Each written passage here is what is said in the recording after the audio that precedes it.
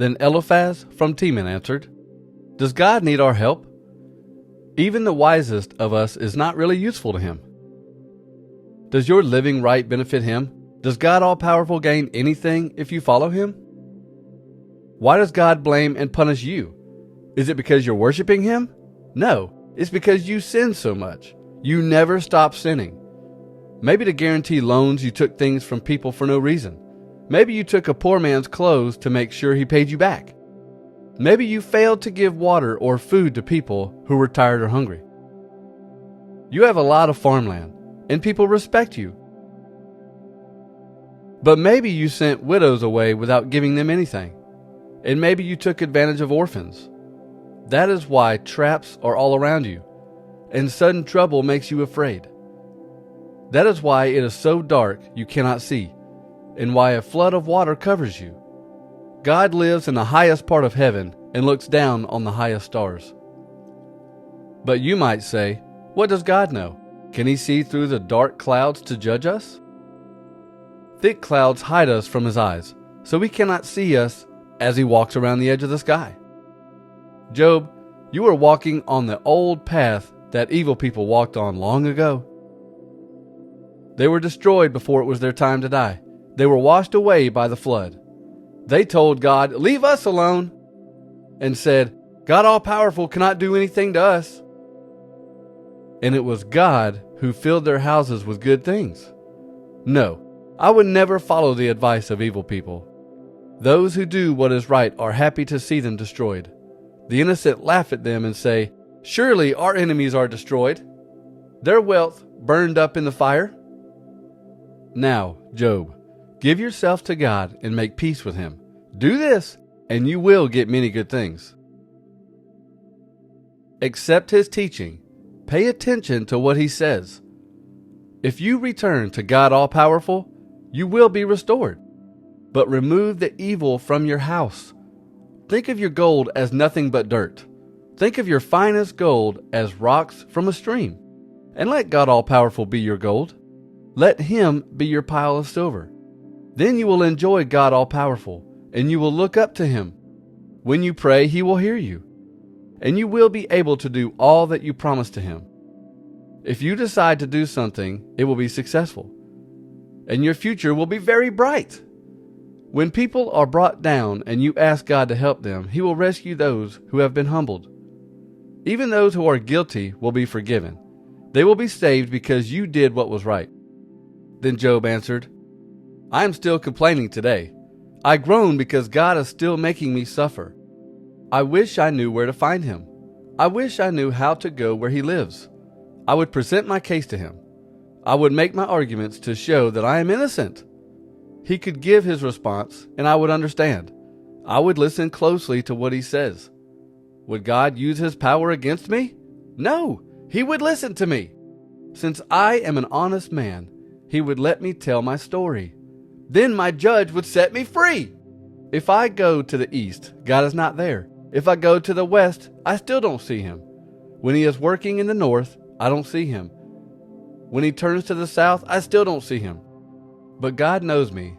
He is testing me and will see that I am as pure as gold. I have always lived the way God wants. I have never stopped following him. I always obey his commands. I love the words from his mouth more than I love my food. But God never changes. And who can stand against him? He does anything he wants. He will do to me what he planned, and he has many other plans for me. That is why I am terrified to stand before him. Just thinking about it makes me afraid. The fear of God has made me lose my courage. God all-powerful makes me afraid. What has happened to me is like a dark cloud over my face, but the darkness will not keep me quiet.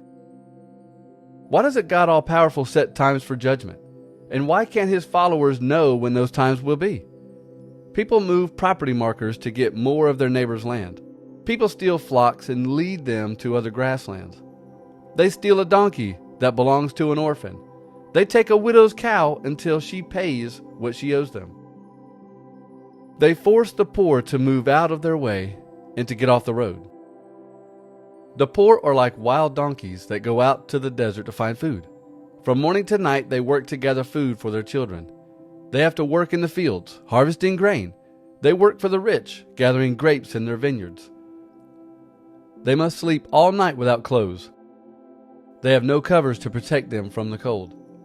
They are soaked with rain in the mountains. They stay close to the large rocks for shelter. They take a nursing baby from its mother. They take a poor person's child to guarantee a loan. They have no clothes, so they work naked. They carry piles of grain for others, but they go hungry. They press out olive oil and walk on grapes in the winepress, but they have nothing to drink. In the city you can hear the sad sounds of dying people. Those who are hurt cry out for help, but God does not listen. Some people rebel against the light. They don't know what God wants. They don't live the way He wants.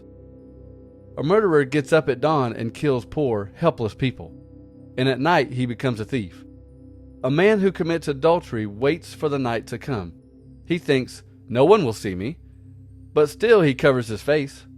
When it is dark, evil people go out and break into houses, but during the day they lock themselves in their homes to avoid the light. The darkest night is their morning. They are friends with the terrors of darkness. You say, evil people are taken away like things carried away in a flood. The land they own is cursed, so no one goes to work in their vineyards. As hot, dry weather melts away the winter snows, so the grave takes away those who have sinned. Their own mothers will forget them. Only the worms will want them. No one will remember them. They will be broken like a rotten stick. These evil people hurt women who have no children to protect them, and they refuse to help widows. By His power, God removes the powerful. Even if they have a high position, they cannot be sure of their lives. They might feel safe and secure, but God is watching how they live. They might be successful for a while, but then they will be gone. Like everything else, they will be cut down like grain. I swear these things are true. Who can prove that I lied? Who can show that I am wrong? Then Bildad from Shua answered, God is the ruler. He makes people fear and respect Him. He keeps peace in His kingdom above. No one can count His stars. His sun rises on all people. How can anyone claim to be right before God? No human being can really be pure. In God's eyes, even the moon is not pure and bright. Even the stars are not pure. People are much less pure. They are like maggots, as worthless as worms.